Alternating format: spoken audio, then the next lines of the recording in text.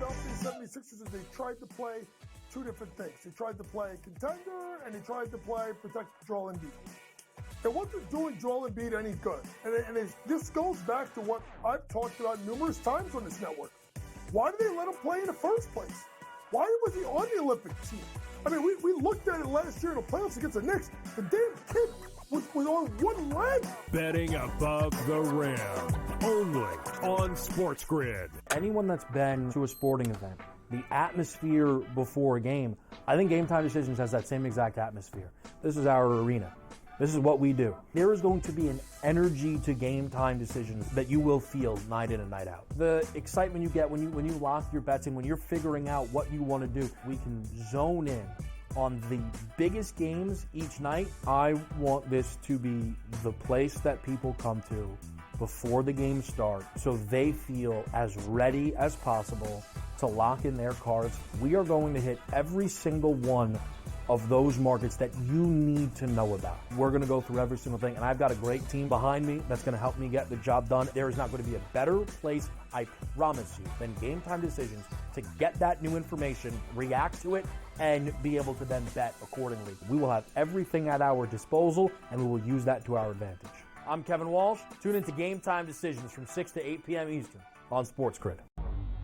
The two guys that can do it all. Too much electricity this morning. This is a good time. We're having a lot of fun. I had to do a triple take. Ka-ching! Why? Because of parity. I didn't mean to offend. Yeah, it's not going to happen. Road management is a dirty word. Let him rip. You know what? Circumstances provide the results. What? How do you do this once? Oh, Donnie, you got such a good show there. A network that is booming. The Early Line, only on SportsGrid.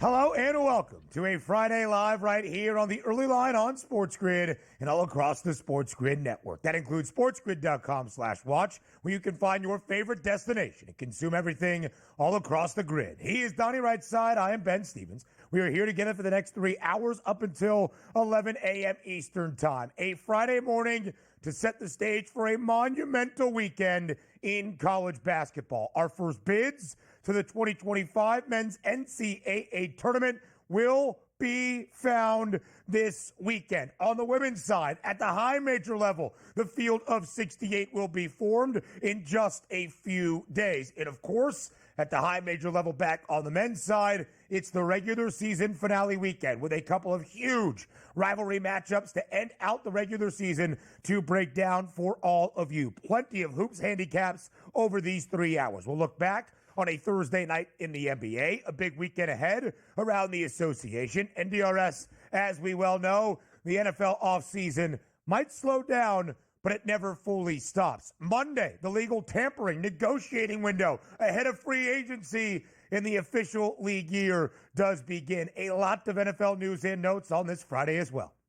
Absolutely. Always the smorgasbord we love on a Friday to get you started for the weekend. And yes, the NFL still going strong right now. People getting paid, middle linebackers such as Zach Baun we talked about. Now you get Bobby Wagner down in Washington. So keep an eye on some of those wide receiver moves being made. And also, as Ben pointed out, college basketball in full swing, a monster schedule today, monster schedule Saturday. The big boys step up to the plate. I believe most of those conferences, Ben, next Tuesday, I think, is when the big boys really get underway with afternoon basketball, that we can have fun and enjoy getting that precursor. Learn your basketball teams, people, because basically in 1 week, which will be not this Sunday, next Sunday, Selection Sunday. 9 days away from when the field of 68, everybody that's going dancing, will be unveiled. A lot to figure out before that time in just over a week. But, Donnie, let's start in the National Football League. You know the old adage. When somebody shows you who they truly are, believe them. That is the Cincinnati Bengals front office. Despite telling everybody, don't you fret, we're paying everybody this offseason. We might tag T. Higgins, but we're going to agree to a long-term extension. We're going to make Jamar Chase the highest paid non-quarterback in NFL history. And on that defensive side, the guy that finished runner-up for Defensive Player of the Year, leading the NFL with 17 and a half sacks in 2024, Trey Hendrickson, yeah, he's going to get his sweet payday and rewarded as well. Well, drop number one has already started. The Bengals are giving Trey Hendrickson, after a meeting in Cincinnati, the permission to seek a trade. Hendrickson went to that meeting with the Bengals front office saying, I want to be in Cincinnati, but if not, I need to look for greener pastures. And the Bengals were like, you know what? Yeah, go ahead. See what else is out there. See what your market value looks like. The Bengals fumbling the bag once again.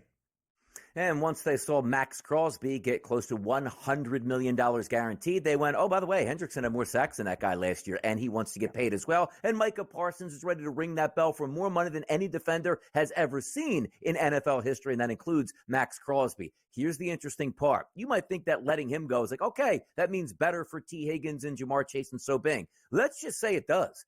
That defense was atrocious. Now you're down multiple players from an atrocious defense and the best sack artist in the NFL, and we're led to believe that they might be a little bit on the poor side because they have to pay so much for wide receivers. The roster construction in Cincinnati will have to be studied one day. It will, and Duke Tobin should lose his job, but he won't because he's buddies with Mike Brown, who made his fortune only from his papa owning the Cincinnati Bengals. That is poor ownership. That is nepotism. That hurts a franchise that has so much talent. They should be, as they have previously displayed, contending for Lombardi trophies.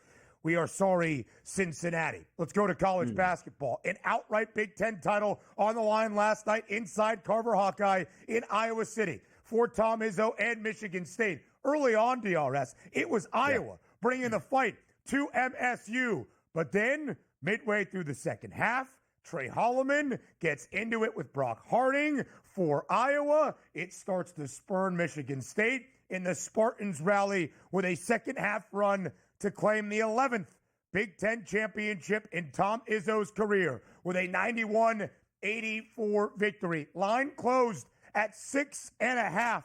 At the very end of the game, Iowa hit a meaningless three. It had to be reviewed. It turned out the ball was not out before the clock hit triple zeros. Regardless, the big story is Michigan State, an outright Big Ten title with the 7-point road win in Iowa City. Yeah, that should have been the right way to go there. Just taking Michigan State, which as Ben pointed out, didn't look so great early on in that game. I actually took the team total under 72.5 for the Iowa Hawkeyes, which looked bad early and then had a glimmer of hope with about 7 to 8 minutes left in that game. But an absolute flurry by both teams over the final 5 minutes did that one in. But the Michigan State Spartans, they can win ugly and they can drop 90 points in a pretty efficient offensive effort. That's a good basketball team deserving to be Big Ten regular season champions.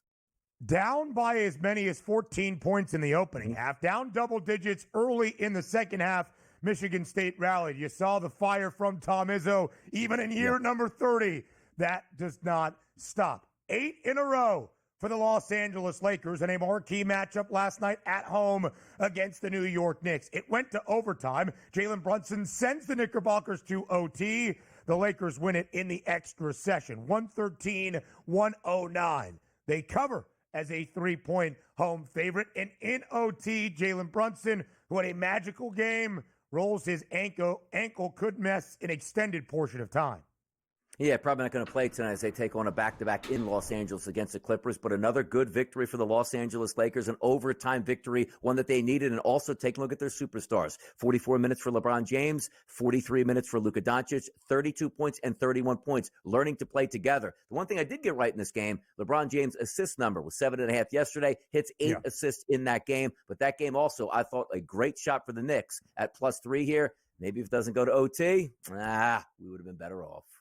Yeah, unfortunate. And now that insult and the injury for Jalen Brunson. Elsewhere, the Golden State Warriors in Brooklyn trailing the Nets as a double-digit road favorite, 27-4. Early in the opening quarter, they came all the way back, led by a 40-point performance from Stephen Curry. The Dubs do knock off the Nets, 121-119. Brooklyn covers as a 10.5-point home dog. Yeah, getting beat that bad, too. And by the way, in the fourth quarter, the Warriors were right on the edge of covering that point spread, but it did tighten up late there. But they still got the victory, which is important after that long East Coast road swing. Yes, and that was a 5-game road trip for Golden State that ends with a victory. So many players out last night inside TD Garden. That's been the story of this year for the 76ers. Add in Tyrese Maxey and Paul George. Same story on the second leg of a home back-to-back for the C's. But they were like, hey, listen, we don't really need those guys. The Celtics blow out Philadelphia 123-105. Boston covers as a 13-point home favorite. Crazy how deep Boston is. Look at that starting lineup. Peterson, Tatum, Kornet, Kata, and White, and still able to easily cover the point spread against the Philadelphia 76ers, who, again, are down multiple starters also. But it just shows you the depth of Boston saying, we can afford to take a rest tonight because why? Sixers aren't good either way they put anybody on the court. Oh, what a 35 points for Jason Tatum, 19 points for Pritch. Better have my money, Peyton Pritchard. The Jacksonville Jaguars making some interesting moves yesterday for Trevor Lawrence's top targets, trading away 2-time Pro Bowl tight end in releasing Evan Ingram, and trading away Christian Kirk to divisional foe Houston for a 7th-round pick next year. Yeah, completely resetting that franchise here. A new coach comes into town. He wants his players involved, and I understand they haven't done a lot of winning in Jacksonville, so goodbye to some of those players who, again, didn't help them win all that much. We'll have some NFL news later in this opening hour. The A's, not the Oakland, just the A's, extending Larry Butler, 7 years, $65.5 million deal. Lawrence Butler had a great second half of last year's MLB season. I didn't know the Athletics could spend money. More on the early line next.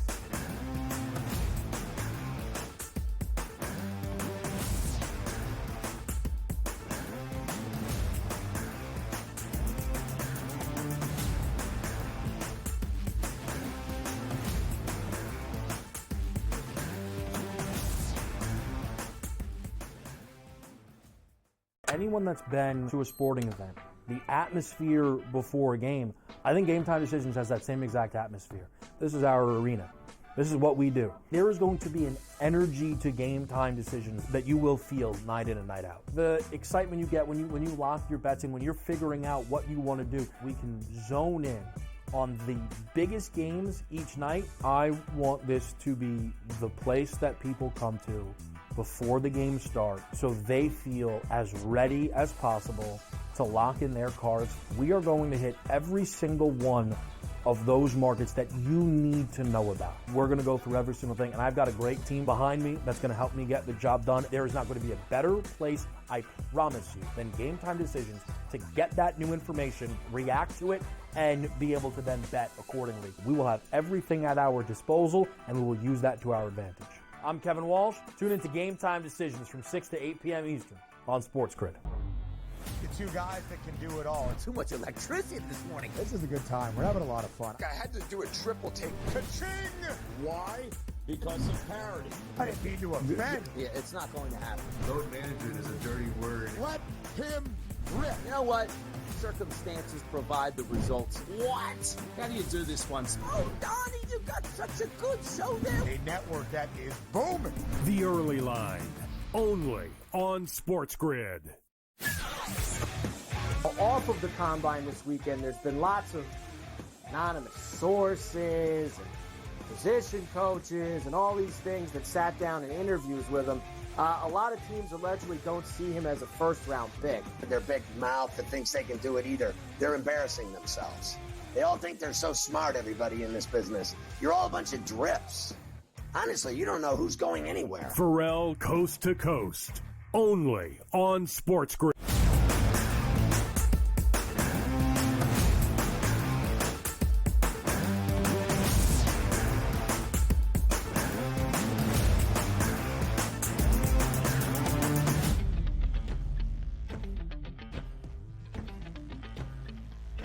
A Friday morning live right here on the Early Line, a 6-game NBA slate on a Thursday evening, including a marquee matchup in Los Angeles with the hottest team in the Western Conference and the New York Knicks. That hottest team out west would be the LA Lakers, winners of 7 in a row, entering last night, hoping for 8 straight in a great game that we saw that was sent to overtime by Jalen Brunson for New York. And then in overtime, Jalen Brunson injures his ankle. The Lakers take advantage in the extra session, winning by 4 in a tightly contested game, 113-109. The Lakers do cover as a 3-point home favorite, even in the extra session, DRS. A total of 230.5 does stay under. Make it 8 straight wins for the Lake Show, who have covered in 7 of those 8 victories. Learning to play together and also understanding this, Austin Reeves came back last night and gave you 2 for 13 from the floor, and they still won. Credit the bench here for the Lakers also for coming up big. Maybe it wasn't for big point numbers, but Gabe Vincent, 4 or 5 from the floor, which included, Ben, 4 of 4 from three-point range. You take a look at Dalton Connect, 4 of 8 from the field, including 3 of 7 for three-point range. Also, Jemison, 3 of 4 from the field. So 7, 12, and 11 to sort of help you out when your starters. Dorian Finney-Smith, only 2 points. Jackson Hayes, 8 points. And Austin Reeves, 8 points, really helped you out. But it looks like LeBron James and Luka Doncic are getting comfortable together, each taking 23 shot attempts from the floor, both scoring over 30 points, but also being active on the glass and with assists here, which is key. Getting the rest of the team involved, but stepping up and understanding in the big moments, they need to be the handlers of the basketball. And it wasn't that the Knicks played a bad game overall. They just couldn't find their depth from three-point range, only 10 of 43 from the floor, which was 23%. Overtime game, they lost. Bigger questions now surrounding how long is Brunson going to be out. And then I guess also you can probably put the Lakers in that top tier of NBA basketball teams, and another loss to the New York Knicks against a top tier team. Wasn't as if they got blown out, played well, just wasn't enough.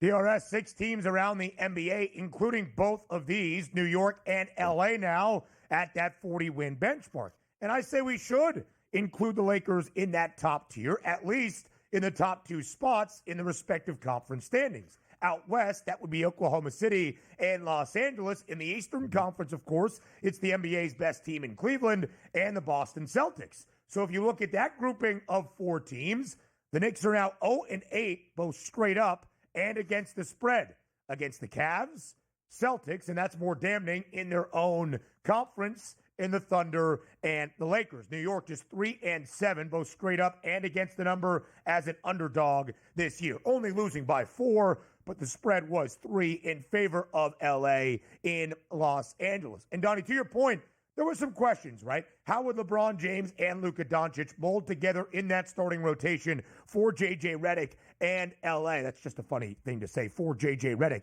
and L.A. Second consecutive game, both LeBron and Luka have scored 30-plus and found their way to filling up the stat sheet elsewhere. Luka, 12 dimes, 7 boards. LeBron, at age 40, 12 boards, 8 dimes, 2 assists shy of a triple-double. And for the chubby guy who can't play any defense, Luka Doncic, 4 steals last night. Second consecutive game with multiple thefts out there on the court. This has all resulted in the Lakers being an 8 straight win basketball team. And Donnie, when you look at it, second in the Western Conference. The question was the future for Los Angeles with Luka Doncic in the fold after LeBron steps away from basketball, whatever that might actually be. But also, what would it mean for this year's team? How high would the ceiling be? I think when you're looking at this version of the Lakers, they are a true Western Conference contender.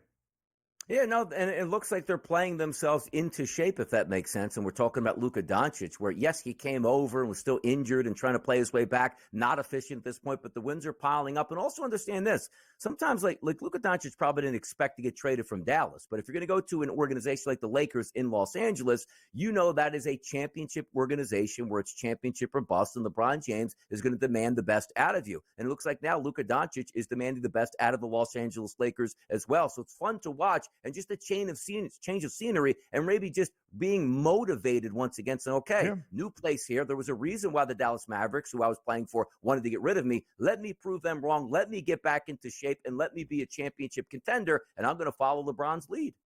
Yeah, sure, if he needed it. But even when he was out of shape and enjoying beer, he was still the best player, or one of the 3 best players in the NBA, single-handedly bringing Dallas to the NBA Finals a season ago. As for Jalen Brunson, 39 points last night, hit the game-tying shot with an and one in the final 30 seconds or so of regulation, was having a great game and then sustained an ankle injury. Rolled his ankle, was down on the floor for a little bit of time. There was a thought after the game he could miss an extended period. This report from NBA reporter Chris Haynes saying there is optimism now out of New York it is just a sprained ankle. That's still probably a couple of games, certainly the back-to-back tonight in LA against the Clippers, but maybe not an extended period throughout the home stretch of this regular season. Yeah, better than like breaking your hand or breaking a bone. So maybe some downtime is a good thing here as you close out the regular season. The Knicks will be fine. They'll be in the playoffs. And the most important thing for them, being fully healthy once they do get to the playoffs there. Tough injury there. Could have probably used him tonight. He won't be out there. Maybe an advantage towards the Clippers, which now I think are favored about 8 points here over the Knicks because we don't know who the rest of that starting lineup is going to be. But from Brunson's perspective, probably not going to be that bad as it appears. Biggest availability question for that game tonight in Los Angeles is Norman Powell. Big Will, is he playing for the LA Clippers? That's the real thing. Golden State continuing its 5-game road trip out east last night in Brooklyn inside the Barclays Center. And the Dubs, with Jimmy Butler in the lineup, entered winning 9 of 10 games with Butler out there covering in all 9 wins. Golden State did win last night, but did not cover. 121-119 for a while, DRS. Early in that opening quarter, we weren't sure the Dubs were even going to pick up a road win, trailing 27-5 with about 4 minutes left in that first quarter. But then Steph Curry caught fire. 40 points in BK last night. It's pretty crazy how it turns out. In the NBA, we see that a lot. That early lead doesn't mean all that much, but when you get down that much, on the road in the first quarter, maybe it's like, hey, let's pack it in, let's just get home and get out of here. That would have been a bad loss to the Nets. Credit them coming back. And how about this? Yeah. Steph Curry did score 40 points, was a -16. Jimmy Butler, how about this? A +17 here, making a difference. 25 points, perfect from the charity stripe, 10 of 10. Yeah. The Nets, not great. They've lost 4 straight. But they are 28-24-1 against the spread as a dog. More around the NBA next.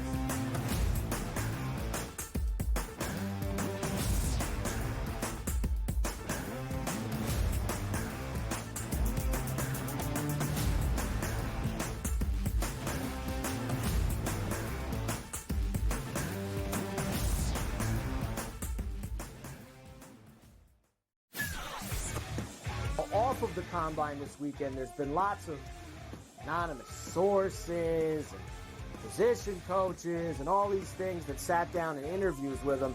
A lot of teams allegedly don't see him as a first-round pick. Their big mouth that thinks they can do it either. They're embarrassing themselves. They all think they're so smart, everybody in this business. You're all a bunch of drips. Honestly, you don't know who's going anywhere. Pharrell Coast to Coast, only on SportsGrid.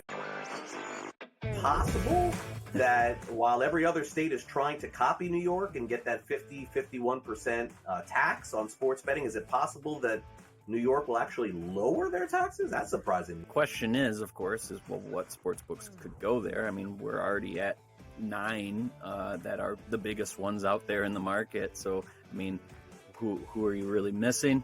Newswire, only on SportsGrid. Remember when everyone was upset about NIL? You know what NIL did? Make sure Cooper Flag wasn't playing with the G League Ignite. That's good for us. That's good for college basketball. When the best players are actually playing college basketball. You're going to get battle tested. And it doesn't matter, Kevin, if you're at home or on the road. If you don't come ready to play in the SEC, you're going home with an L. Betting above the rim, only on SportsGrid. There is going to be an energy to game time decisions that you will feel night in and night out. We're going to go through every single thing, and I've got a great team behind me that's going to help me get the job done. I want this to be the place that people come to. We are going to hit every single one of those markets that you need to know about. There is not going to be a better place, I promise you, than Game Time Decisions. We will have everything at our disposal, and we will use that to our advantage. I'm Kevin Walsh. Tune into Game Time Decisions from 6 to 8 p.m. Eastern on Sports.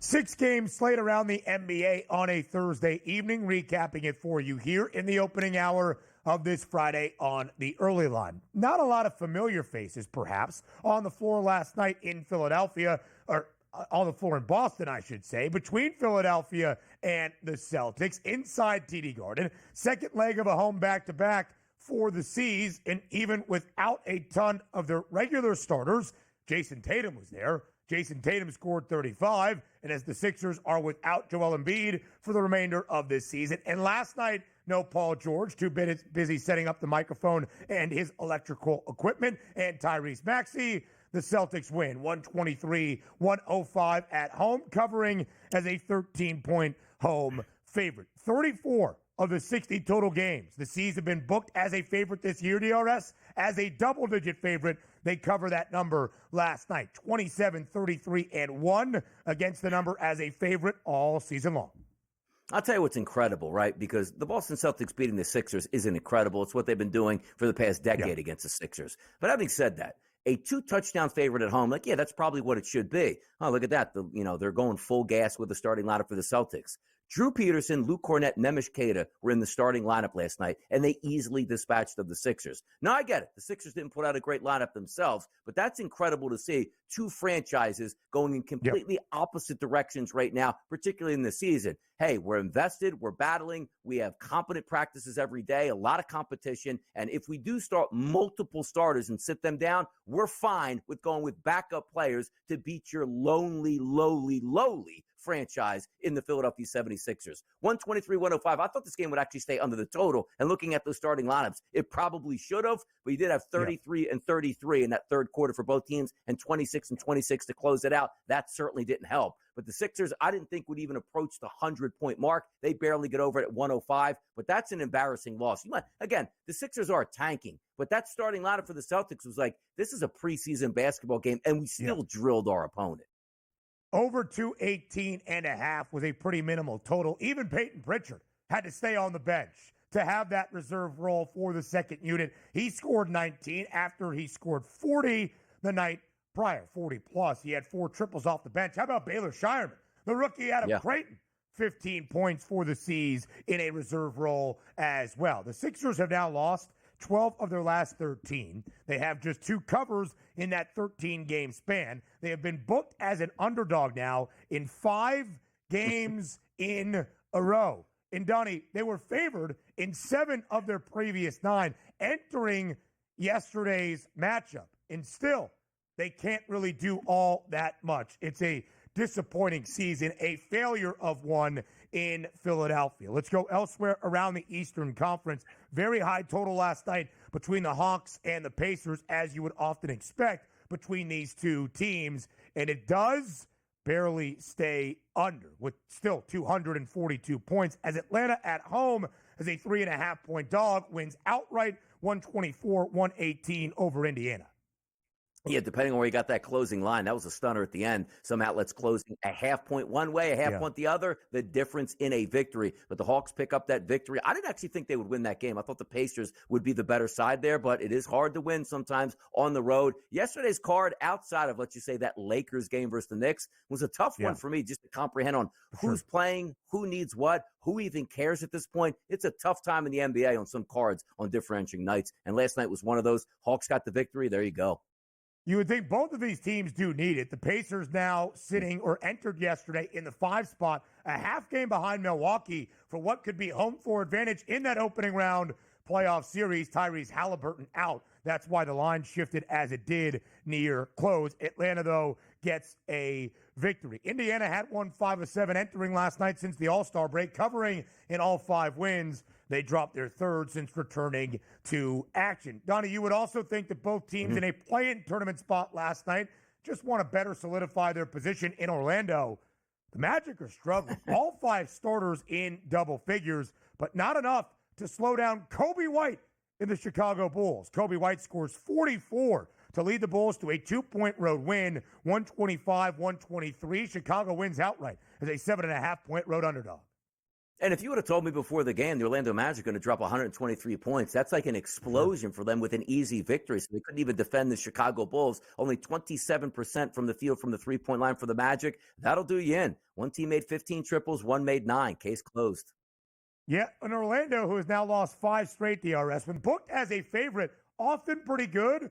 20-17 against the number, now make it 20-18. The Bulls 5-2 against the spread as a dog since the All-Star break. Plenty more news on the early line next.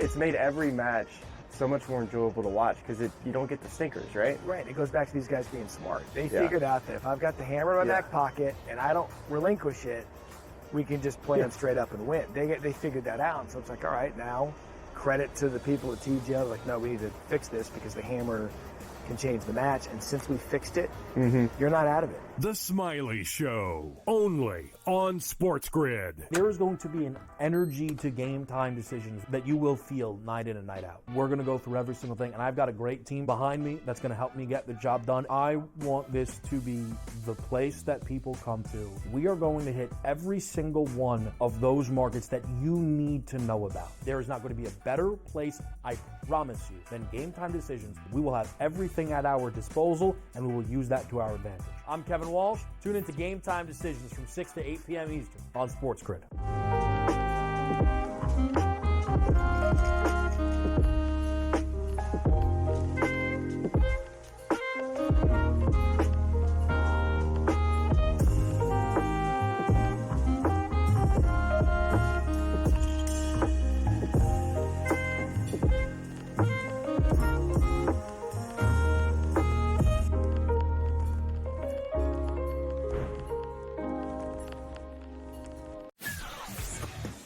Off of the combine this weekend, there's been lots of anonymous sources and position coaches and all these things that sat down in interviews with him.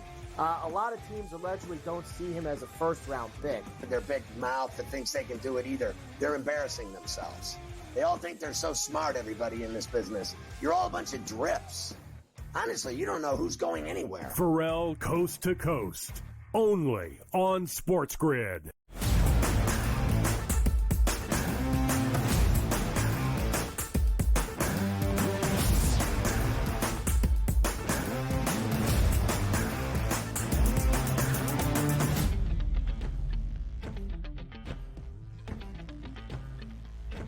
Final week of the regular season at the high major level in men's college basketball. We've got mid-major tournaments continuing Thursday into Friday. We'll recap everything with our first bids to the big dance at stake over the weekend to get to the men's NCAA tournament and a ton of action on the women's side as well. Only one power conference game yesterday that featured an outright Big Ten title on the line in Iowa City for 8th-ranked Michigan State. A victory for the Spartans on the road in Carver Hawkeye, an outright Big Ten title. Their first since 2017-18, their fourth Big Ten title in that span, the 11th in 30 years under Tom Izzo in East Lansing, which would match and make more Big Ten history. And it was a precarious start for Sparty yesterday, but then after an exchange of words midway through the second half, a fired-up Michigan State rallied to knock off Iowa in a high-scoring game, 91-84. Michigan State closes as a 6.5-point favorite, so a road win and cover as well. Michigan State has clinched an outright Big Ten title with Big Ten win number 16 on the season, doing so against Iowa last night in Iowa City. Look, we know Iowa, you have really fast tempo on offense, can get after, but really bad on defense. But the things that you like to see when you're heading into conference tournament play and March Madness is how well the team is playing down the stretch. Michigan State 16-3 now in conference play. But more importantly, look at the starting lineup. 4 players, Ben, 14 points or more in the starting lineup alone. Then you bring 5 guys off the bench, and every single one of those players does at least score 1 point, and also Holloman chips in with 11. That's what you need, because so many times we get caught up on a great starting 5 and not much coming off the bench, or a great starting 5, but only 1 or 2 guys are scoring points. A balanced attack in the tournament where you can access every single position and get production from, that's tremendous. That's what worked in Michigan State's favor this entire season, and I'm looking forward to see how it does now once we get into postseason play. But a quality victory, it's never easy where one team's playing hard, you're down, no big deal. Maybe we'll go to a weekend game and see if we can get other things done in the Big Ten. But handling your business coming back now, being 25-5 on the season, I was impressed by Michigan State because not only winning the game, getting the cover on top of it as well. And there was a shot at the very end, I believe, from Brock Harding for Iowa that did go in, which would have made it 91-87. Reviewed at the table, said to be no good. Ball still in the hand as the buzzer sounded. So that's really good if you back Michigan State on the road last night. Donnie, strength in numbers has been the mantra for the Spartans all year long. The only team in college basketball that has 10 guys averaging 4.6 points per game. And one of the emotional leaders, despite coming off the bench, is Trey Holloman. A moment, I should say, with just over 13 minutes remaining in the second half. The Hawkeyes were up by 7. That second half rally really did not start for Michigan State until the final 12 minutes of regulation. But Trey Holloman drew a foul on Evan Bronze for Iowa, who was called for an illegal moving screen. Trey Holloman starts talking that talk to Brock Harding, Iowa's point guard.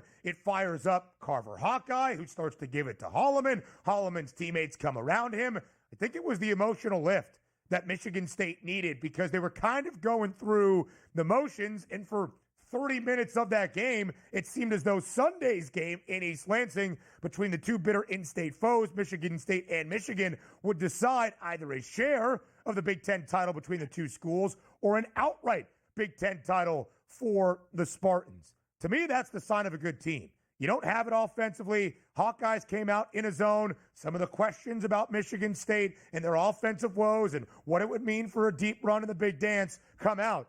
MSU answered really in that second half with 61 points in the final 20 minutes.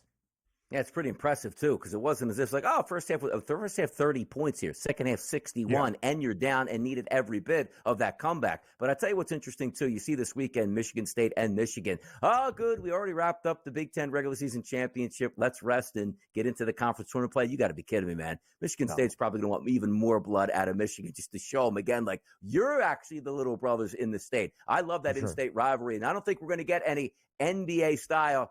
Hey, man, a lot of us are just going to sit this one out here just to get ready for the conference tournament next week. No shot, people. Some of these wins are big for line seeding. You're still playing for everything, even though you have the regular season wrapped up. No doubt about it, DRS. It's a great point, right? Outright Big Ten title for MSU. They will be the 1 seed in the Big Ten tournament next week in Indianapolis. But not only emotionally would it feel as though it cheapens the title, not that it really does, if you lose to Michigan State, or you lose to Michigan as Michigan State in that regular season finale, kind of going into Indianapolis on a down moment after a great 6-game win streak that included 5 consecutive wins against Quad 1 foes. You're also losing to your bitter in-state foes, and it gives Michigan some life entering the postseason. And outside of Big Ten tournament, Big Ten regular season, Michigan State trying to stay on that 2 line and be as high of a seed as possible. So how exactly will the Spartans respond this weekend? And what does Big Ten title number 11 mean to one of the legends in the sport? Here's Tom Izzo. Well, Matt, my guy here, he said, every championship team has a stinker or two.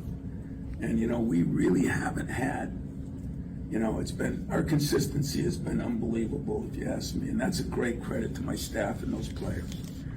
But tonight was an eye-opener on what happens if you deviate from who you are, and I think it's a good lesson for all of us. But when I do walk out of this room here and just sit by myself in my locker room for a minute, I said I thought it would take 4 or 5 losses would win the league. And we're at 3, we got 1 left.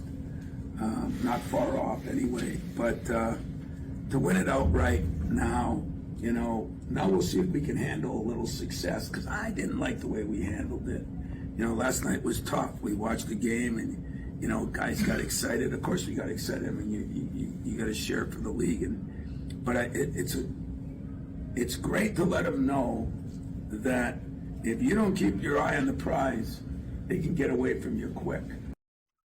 And Tom Izzo knows that very, very well. Big Ten win, 359 last night for Izzo, the most in Big Ten history. Moved past Bob Knight earlier this season. And Big Ten title number 11 for Izzo and the Spartans. That ties him for the most all-time, alongside the legendary Bob Knight and Piggy Lambert, the old head basketball coach in Purdue from the 20s through the 40s. But DRS, this was a Michigan State team with so many new faces and so many changing parts this offseason. People weren't exactly sure how the Spartans would respond. Picked 5th in the Big Ten preseason poll, tied for the third best price to win the Big Ten regular season crown at a plus 850 number. I jumped on Sparty on January 2nd at a 4-1 price after a really solid start to the year. But even as they started perfect in Big Ten play, there were some questions about the Spartans. They're playing the lesser teams in the Big Ten. What would happen down the home stretch? Michigan State is proving that they have won a Big Ten title. I think we have that graphic out there somewhere. There it is. You love that graphic right there. Yeah. 25-5 plus 460, 25-1 now to win the championship. But as we were talking before even seeing the Izzo press conference right there together, saying, you know what? Yeah, we won the Big Ten regular season. We didn't really do anything. Now we have a little success. Let me see how we handle this in our next upcoming game, because this isn't one we're just throwing away. You have to stay locked in and focused because it can get away from you. Yay, we won the regular season. Lost this weekend. Oh, no, didn't play well at Cambridge Fieldhouse in Indy. Lost early in one of those 2 rounds. Then you're starting to have your team second-guess itself. Go in with a blaze of glory. Handle your business this weekend. Make it at least a run to the championship game in the Big Ten, and away you go into the all-season tournament, March Madness, ready to go. March is about momentum. The regular season is great, but now it is a different beast. You would think Tom Izzo, with 56 tournament wins and 8 Final Four appearances, knows exactly that. January, February, Izzo and April for a reason. A couple more college basketball scores at the mid-major level. NFL news up next.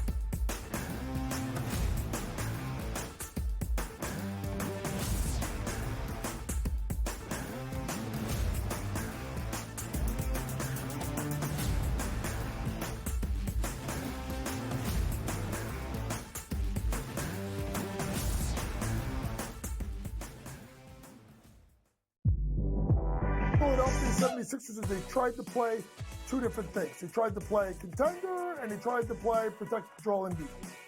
It wasn't doing Joel Embiid any good. This goes back to what I've talked about numerous times on this network.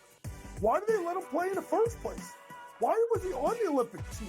I mean, we looked at it last year in the playoffs against the Knicks. The damn kid was on one leg. Betting above the rim, only on SportsGrid. Anyone that's been to a sporting event, the atmosphere before a game, I think Game Time Decisions has that same exact atmosphere. This is our arena. This is what we do. There is going to be an energy to Game Time Decisions that you will feel night in and night out. The excitement you get when you lock your bets in, when you're figuring out what you want to do, we can zone in on the biggest games each night. I want this to be the place that people come to before the games start so they feel as ready as possible to lock in their cards. We are going to hit every single one of those markets that you need to know about. We're going to go through every single thing, and I've got a great team behind me that's going to help me get the job done. There is not going to be a better place, I promise you, than Game Time Decisions to get that new information, react to it, and be able to then bet accordingly. We will have everything at our disposal, and we will use that to our advantage. I'm Kevin Walsh. Tune into Game Time Decisions from 6 to 8 p.m. Eastern on SportsGrid. The 2 guys that can do it all. Too much electricity this morning. This is a good time. We're having a lot of fun. I had to do a triple take. Ka-ching! Why? Because of parity. I didn't mean to offend. Yeah, it's not going to happen. Road management is a dirty word. Let him rip. You know what? Circumstances provide the results. What? How do you do this one? Oh, Donnie, you got such a good show there. A network that is booming. The Early Line, only on SportsGrid.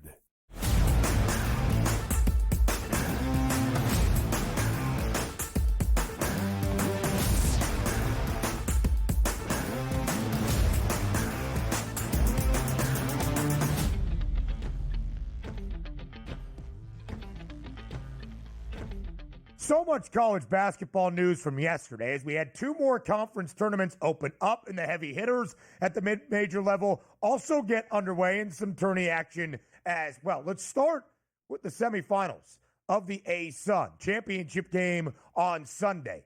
A lot of drama last night because we were pretty close, DRS, to having our first bid to the NCAA tournament as we shared Queen's University, in the archaic transition rule from a D2 program to a D1 program, is ineligible to make the NCAA tournament. If they were to win and get to the championship game and knock off Lipscomb. The winner of the other semifinal matchup, North Alabama and Jacksonville, would be crowned the representative to the Big Dance and earn that automatic berth out of the A-Sun. North Alabama handled its business against Donnie's Dolphins, 78-63, the victory over Jacksonville, covering as a 6.5-point favorite. In Lipscomb DRS, with about 7.5 minutes remaining, the top seed in the tourney was down by double digits against Queens. They fought their way back. They forced overtime. They win 81-75, setting up a matchup between 1 versus 2. Number 1 seed Lipscomb, number 2 North Alabama in that A-Sun tournament title game on Sunday afternoon. Yeah, it should be a good final there as you watch it play out. But the Jacksonville Dolphins, it was Ben and I were talking about it yesterday, in some of those, in-between commercial shots. It wasn't a great matchup. Jacksonville likes to shoot the three-point shot. North Alabama can really defend it. And you saw that 7 of 22, 31%. You want to pull the upset on somebody's home court, you better make your three-point shots and shoot at volume. They weren't able to do that at that point. But North Alabama, very good team moving forward. That should be a great final in the A-Sun. Yes, it really should be. You get 1 versus 2. We will have the recap for you, of course, on Monday. We had a couple of the 1 seeds and the top teams in tournaments get underway yesterday. In the Summit League, Omaha handles business against UMKC. The Mavs covering as a 3.5-point favorite, winning by 9. St. Thomas, the 2 seed, blowing out Denver. Robert Morris, the 1 seed in the Horizon League, making quick work of their opponent yesterday. But how about Greg Campy and Oakland? They pull off the upset as the 6 seed over the 3 seed UW-Milwaukee. Oakland will get Robert Morris on Monday evening when the Horizon League semifinals resume. Yeah, these these smaller tournaments out here are really interesting to line up because it always comes into play like, hey, the best team in the regular season, which is probably where you should be punching your ticket, that gets nullified because you play bad one night, you're going home, and you don't get hey, we won the regular season, we should still be in March Madness. It doesn't work that way. The ticket gets punched in these conference tournaments. Upsets are going to be all over the place. There's still young kids playing hard, but you have one off night, as we said, you're going home. Typically, the better teams do move on, but we've seen some devastating performances over the past decade where teams that we expected, even with a loss in their conference tournament, that they were so good to get in, teams with 2 or 3 losses on the season get left out. You got to wrap up your conference championship if you want to get in the tournament. It really is the travesty of playing at the mid-major level, but it's exactly what you need to do. Some wild games yesterday as well. Sun Belt 3rd round in the gauntlet of a conference. Old Dominion against Texas State. Robert Davis Jr. for ODU buries a triple to give ODU the lead, 64-61, with about 2 ticks remaining. Ball is inbounded by the Bobcats. Their player is fouled near half court on a game-tying 3. He walks to the line, misses all 3 free throws with the opportunity to tie. Arch Madness underway with a high-scoring game between Southern Illinois and Indiana State, 86-85. The brilliance of mid-major conference tournament action and more afternoon basketball, including in Arch Madness in St. Louis. The 1 seed Drake, 27-3 regular season, a program best regular season. First year under Ben McCollum. They will take on SIU as a point favorite later this afternoon. We'll have plenty more around college basketball throughout the remainder of this show. But Donnie, let's get to some NFL news and notes yesterday. We have often said the Cincinnati Bengals, not exactly the most lavish franchise. They have not necessarily been the most prudent in how they've handled their finances over the last few off seasons. Disastrous off seasons, really, in the last few years in Cincy. And yet they told us this time around, don't fret, we're going to pay everybody. We know we have a lot of tabs coming due at the same time. Don't worry, T. Higgins might be tagged. Long-term extension. Jamar Chase, highest paid non-quarterback ever, for sure. Trey Hendrickson, sack leader in the NFL this past year, Defensive Player of the Year runner-up. You're going to get your money too. And Donnie, we always said we're slightly hesitant because that would mean trusting the Bengals at their word. We were correct to have some skepticism. In a meeting where Trey Hendrickson flew to Cincinnati and talked about his future with the franchise, the Bengals have given Hendrickson permission to seek a trade. A disaster in Cincy once again. Yeah, we'll see what they get for draft compensation, but it is interesting where your defense is really bad. You have one of the best sack guys in the NFL, and I just don't really know if we want to pay him because it's all about the bottom dollar in Cincinnati. And this didn't just start in a couple of years. Like the Brown family's been in control for the Bengals since the Bengals' inception in the AFL/NFL. But understand this too. Let's go back, 20, 25 years. Carson Palmer, starting quarterback for the Bengals, like, I hate it here. And like, cool, sit out because we're not going to trade you at all. Now, a year later, the Raiders bailed them out with multiple first-round draft picks. They made the trade. But the Brown organization is basically saying to themselves, just say the Brown family is saying, you know what? Bottom dollar, we'll still make money regardless of any of these football players play. And we can't re-sign everybody. You can. You see everybody around the league. All it takes is an owner that's willing to put up the signing bonus, which means, hey, Joe Burrow, paid you a lot of money. Let's restructure your contract, give you even more front-loaded money so we can include other players. You're now looking at a defense that's cut multiple players. Multiple players have retired off of that defense. And now you're saying, okay, let's bring back T. Higgins, Jamar Chase, and Joe Burrow. Good luck next year at 8-9, where Burrow's like, damn it, I scored 45 points and we still lost this game. That sounds like it's going to happen again next year in Cincinnati. Going to have to score 6 or 7 touchdowns every game just to have a chance if this is where the offseason is going. Sam Hubbard retires. Trey Hendrickson might be on his way out. This doesn't feel like a posturing or negotiating tactic. This feels like a guy in Hendrickson who has asked for an extension each of the last few years and then backed it up with high-level performance, 17.5 sacks this year and last year, and finished runner-up in DPOY. Still can't get his money from a porous defense a year ago. More NFL headlines up next, live right here on the Early Line.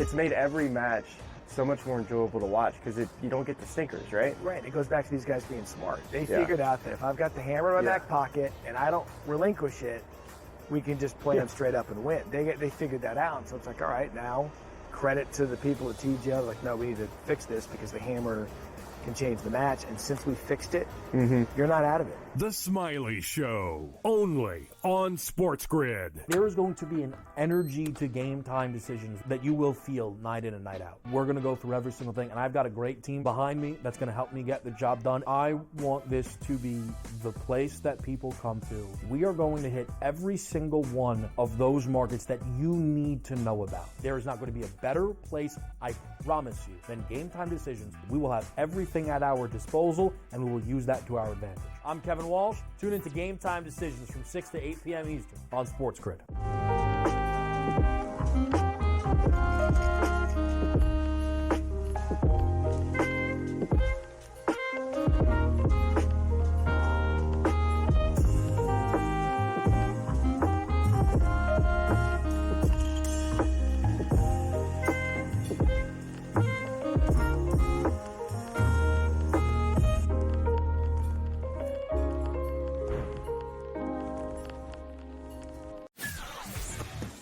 Off of the combine this weekend, there's been lots of anonymous sources and position coaches and all these things that sat down in interviews with him.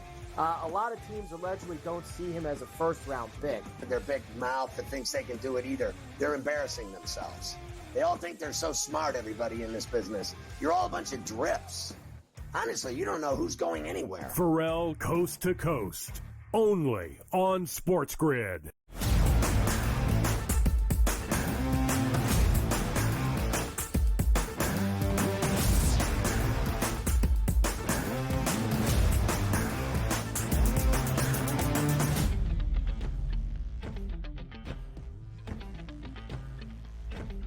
So, when the Bengals tell you who they are, believe them, because it does not seem they will pay and extend Trey Hendrickson, despite telling everybody early in the offseason and having their quarterback campaign for it, that would be the case. Trey Hendrickson, the NFL Defensive Player of the Year runner-up, the NFL's sack leader from a season ago, has been given permission by the Bengals to seek a trade which, Donnie, I think should call into question what Cincy's other plans are this offseason. How are they going to build a defense under Al Golden? Jermaine Pratt, he's also one of their defensive leaders. He's not happy. He demanded a trade earlier this offseason. T. Higgins, not thrilled with being placed under the franchise tag for a second straight year. And Jamar Chase is probably looking around like, all of this is happening, and we're still worlds apart in terms of the contract that I want to get done. Where the Bengals have now looked at Max Crosby becoming the highest paid defensive player ever, the highest paid non-quarterback ever, and have to either fork that money up if Hendrickson were to ever remain in the organization, and now fork up even more money to make Jamar Chase the promised non-quarterback highest paid player ever. Yeah, imagine if, let's just say, over the past 2 years, you signed T. Higgins to market value, knowing that the salary cap's going to go up in the next couple of years once you get the new CBAs out there. That's understandable. But signing them sooner than later always saves you a lot of money. So let's just say you could have saved per year $5 million on T. Higgins' contract. And then Jamar Chase, you signed him last year instead of this year. Let's just say another $5 million a year. That's $10 million a year. Now, also understand this. There's big money out there. So every year, what good teams do when they're right in the middle of when they think they can make Super Bowl runs with a talented roster, they continue to restructure those guys, push more money up front to them so they're happy, which gives you more flexibility in your payroll to go out and get more good players for your team. And again, once that goes down, it's like, hey, you need a year or two to get out from under that salary cap. That's what happens here. But the Cincinnati Bengals do everything backwards. They don't sign their young talent. They don't want to pay them. They hold that franchise tag over the head and say, you'll pay for this, you'll play for this. And if you don't want to, sit out. We don't care if it actually affects us on the field. That's a rare organization in the NFL because most ownership groups have enough money to handle their business. And the reason why they're in it is not because my dad passed it over to me. It was, I'm a billionaire businessman. I understand what's good for business, but at the same time, I didn't necessarily buy the franchise because I needed to pad my wallet. It's more of a status symbol going like, the better that team is here, when I drive around and, on my yacht or my Rolls Royce and I pull up with a Super Bowl ring in that room, everybody knows who I am because this is what I do for fun, not my day job. The Brown family, I think every single person in their family works for the Cincinnati Bengals and is on the payroll here. They're just doing things backward. And it's a shame because you want to talk about the Cincinnati Bengals fans, say, imagine if like this ownership group and family just sold the team to a conglomerate with billions of dollars, all the money you would have in that great organization. You don't want to waste Joe Burrow. You don't want to waste Jamar Chase. You don't want to waste T. Higgins. You want Hendrickson back. You want to add to that defense. You want to feel that you're in it year to year because now it seems like they're going, we'll give you guys what you want. You want T. Higgins, Chase, and Burrow? Well, I can't afford anybody else, but you fans got what you want. That's not the way it's supposed to work in the NFL. Come on. Not at all. And it's really disappointing for a very talented Bengals roster that has proven they can contend for Lombardi trophies and knock off the Chiefs and win the AFC Championship, and yet will not have the funding and resources we would believe to become a legitimate contender once again. They might be able to score 45 every single game. We're not sure it's going to be enough. Yeah. It's going to be fun, though. Bet a lot of overs when it comes to the Bengals once again. The Jaguars making some interesting moves yesterday as well, trading away Christian Kirk to divisional foe Houston for a 7th-rounder in return in 2026, releasing two-time Pro Bowl tight end Evan Ingram, also parting way with a bunch of other players on the roster, Josh Reynolds, Ronald Darby on the defensive side, even Devin Duvernay, the talented kick return specialist, Liam Cohen coming in there and making some changes to how that roster looks. By the way, Kirk going over to Houston, I like that move a lot because when you have a setup here with already a number one, what are you looking for around them? Tank Dell got injured last year. You need speed around Nico Collins. I like that move a lot. But you say to yourself, Jacksonville, boy, all that talent on the roster the past couple of years didn't amount to all that much. I don't mind a new general manager and a new head coach coming to town saying, let me get my guys that are going to fit my system here and we'll be a better franchise for it. You already saw that with the same AFC opponent there in the Chargers. You know what? We have a talented roster, hasn't worked out. Let me clean house a little bit, get my foundation set and move forward. I don't mind what Liam Cohen and the Jacksonville Jaguars are doing. They lost some talented players, but they're setting up their franchise for success by getting the players they feel will be able to buy into the new system. It's what you want to see out of a new regime. It's what the Commanders did. Last year, they bring back Bobby Wagner on a 1-year, $8 million fully guaranteed deal. At least that $8 million is guaranteed. Maybe some more NFL. But hey, hour two, it's up next.